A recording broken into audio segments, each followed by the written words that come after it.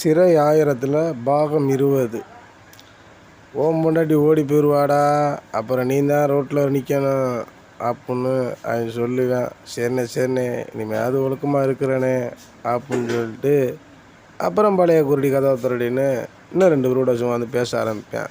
அவங்க இவனுக்கு எடுத்து விட தான் பார்ப்பாங்க தவிர இவனுக்கு நல்ல புத்தி சொல்ல மாட்டாங்க. இவனுக்கும் பெயில் எதிர்பார்த்துக்கிட்டே இவன் ஓட்டிக்கிட்டு இருப்பேன்.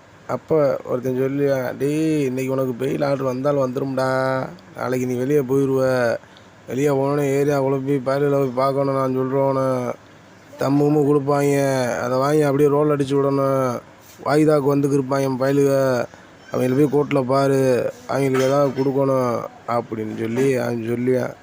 சரிண்ணே பெயில் வரட்டும்னே, வந்தவொடனே தம்பி போய் உடனே ரெடி பண்ணிடுறேண்ணே, எல்லாத்தையும் ரெடி பண்ணி வந்து அடிச்சு விட்டு போயிடுறேண்ணே, அப்புறம் நீங்கள் ஜெயிலில் நிம்மதியாக இருங்கண்ணே, அடுத்து பார்ப்போம்ண்ணே, அடுத்து ஒரு மனமான சம்பவம் இருந்தாலும் இருக்கும்ண்ணே அப்படின்னு சொல்லிட்டு அவன் சொல்லுவேன்.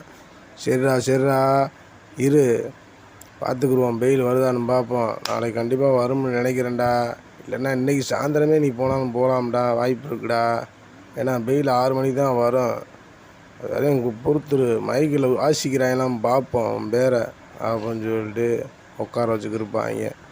கடைசியில் பார்த்தா பெயில் வராது. சரி பூரா லாக்கப்புக்கு போங்க அப்படின்னு சொல்லி பூரா பற்றியும் லாக்கப்புக்குள்ளே அனுப்பிடுவாங்க.